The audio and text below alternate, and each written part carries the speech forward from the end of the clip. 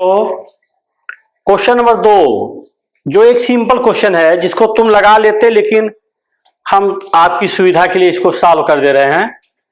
यह है कि 2x + 3y = 11 और 2x - 4y = -24 को हल कीजिए और इससे यम का वह मान ज्ञात कीजिए जिसके लिए y = mx + 3 हो।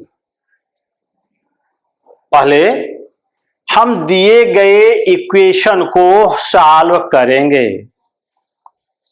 यहां पर आप कैसे सॉल्व करोगे इसके लिए आप फ्री हो, मर्जी आपकी, चाहे जिस विधि से हल करो। हम यहां पर आपको जानबूझकर विलोपन विधि का अभ्यास करा दे रहे हैं।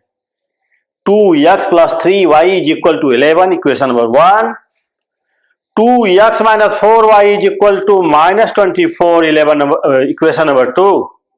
देखो जो x का मान है वह इक्वल है। जब इक्वल है तब हमें नीचे या ऊपर समीकरण 1 या 2 में किसी चीज के गुणा करने की आवश्यकता नहीं है। हां, कोई विद्यार्थी अगर कहे कि नहीं मैं y वाले पद को पहले विलुप्त करना चाहता हूं, तब उसे गुणा करना पड़ेगा। समीकरण नंबर 1 में उसे 4 से गुणा करना पड़ेगा, समीकरण नंबर 2 में उसे 3 से गुणा करना पड़ेगा। किसको? जो चाहेगा कि हम y को विलुप्त करें उनको। लेकिन यहां पर x वाले मान बराबर हैं, तो जो अच्छे बच्चे हैं वो तुरंत देखेंगे कि x का मान बराबर है, हम y वाला क्यों बराबर करने का प्रयास करें। सीधे वे कहेंगे x के दोनों पद बराबर हैं, लेकिन दोनों प्लस हैं, उन्हें विलुप्त करना है, उन्हें गायब करना है। तब हम लिखेंगे घटाने पर। और जैसे ही बीजगणित में हम घटाने पर लिखते हैं, नीचे वाले समस्त पदों का निशान बदल दिया जाता है। इसके पहले कोई निशान नहीं है, प्लस है माइनस हो जाएगा, या माइनस है प्लस हो जाएगा, या माइनस है प्लस हो जाएगा। +2x - 2x cancel, +4y + 3y = 7y = 24 + 11 = 35। जोड़ दो 35, या y = 35 / 7, क्योंकि y का मान निकालना है, y का गुणांक बटे में काट दिए 5, y = 5, सॉल्व कर लिए। अब y का मान किसी भी समीकरण में रख दो। यह खूब जान लो कि y का मान किसी भी समीकरण में रखा जा सकता है। ये कोई नियम नहीं कि समीकरण नंबर 1 में ही रखें, आपकी इच्छा चाहे जिसमें रखो। समीकरण नंबर 1 में रखने पर 2x + 3 गुणते वैल्यू ऑफ y = 5 = 11, या 2x = 11 माइनस गुणा करके पक्षांतर किए -15, या 2x = -4। हम जानते हैं एक माइनस है एक प्लस है, तो घटाव करना है। बड़ा में से छोटा गया, घट गया, उसका बड़े वाले का निशान लगा दिए -4, या x = -4/2, या x = -2। अब हम x = -2 तथा y = 5 दिए गए समीकरण y = mx + 3 में रखने पर इसमें भर दो। y का मान 5 बराबर m गुणे x का मान -2 (3), पक्षांतर कर दो 5 - 3 बराबर -2m, या -2m बराबर केवल 2, क्योंकि 5 में से 3 गया 2। यहां पर ध्यान देना, इसको हम पक्षांतर नहीं किए हैं, केवल इसको पकड़ के समीकरण को ऐसे रोटेट कर दिए, ऐसे घुमा दिए हैं। ये पक्षांतर नहीं है कि निशान क्यों नहीं बदला, ऐसा कंफ्यूजन आपके मन में ना आए, केवल समीकरण को घुमा दिया है। 2m = 2, m = 2/-2, m = -1, answer m = -1। हाँ बच्चों देखो, अब इस एक्सरसाइज का क्वेश्चन नंबर 3 में कई पार्ट हैं। कुछ पार्ट हम आपको ले रहे हैं, पार्ट नंबर 2 को देखो। क्वेश्चन है, निम्न समस्याओं में रैखिक समीकरण युग्म बनाइए और उनके हल प्रतिस्थापन विधि द्वारा ज्ञात कीजिए।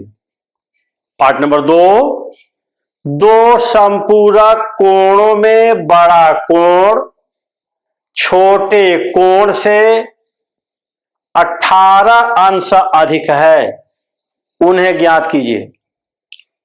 ऐसे सवालों को हल करने के लिए ध्यान यह देना है कि हमें दो चर राशियों में युगपत समीकरण तैयार करना है।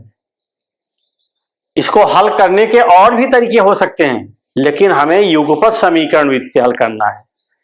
हम मानेंगे, माना बड़ा कोण x है और छोटा कोण y है, तो पहला शर्त है, प्रथम शर्त से हम जानते हैं ऐसे दो कोण जिनका योग 180 अंश होता है एक दूसरे के संपूरक कोण कहलाते हैं, और ऐसे दो कोण जिनका जोड़ 90 अंश होता है एक दूसरे के पूरक अथवा कोटि पूरक कोण कहलाते हैं। यहां पर समपूरक कोण है, इसलिए बड़ा और छोटा दोनों का योग 180 डिग्री होगा। द्वितीय शर्त से बड़ा कोण छोटे कोण से 18 अधिक है। द्वितीय शर्त से बड़ा कोण x बराबर छोटे कोण y से 18 डिग्री अधिक है। जैसे कहे उसी तरह चलो, बड़ा कोण x छोटे कोण y से 18 अधिक है, x is equal to y plus 18। आप पक्षांतर कर सकते हो, लेकिन हमें प्रतिस्थापन विधि से हल करना है, तो हम x माइनस वाई बराबर 18 क्यों लिखें, इसी को रहने दे रहे हैं। यही इक्वेशन नंबर 2 है x के टर्म में। अब कहेंगे समीकरण 2 से x का मान समीकरण 1 में रखने पर 1 में भर दो। 1 में x का मान y धन 18 धन y बराबर 180 या 2y बराबर 180, पक्षांतर कर दो ऋण 18, या y बराबर y का गुणांक नीचे घटा दिए 162, या y बराबर काट दिए 2 9 18, 2 8 16 और 2 के 2 81 अंश, y बराबर 81 अंश। अब y बराबर 81 अंश समीकरण नंबर 2 में रखने पर लिखेंगे x बराबर, समीकरण नंबर 2 यह है, x बराबर value of y is equal to 81 plus 18 18 जोड़ दिए, या x is equal to 99 degree. Answer बड़ा कोण x बराबर 99 डिग्री, छोटा कोण y बराबर 81 डिग्री। क्लियर?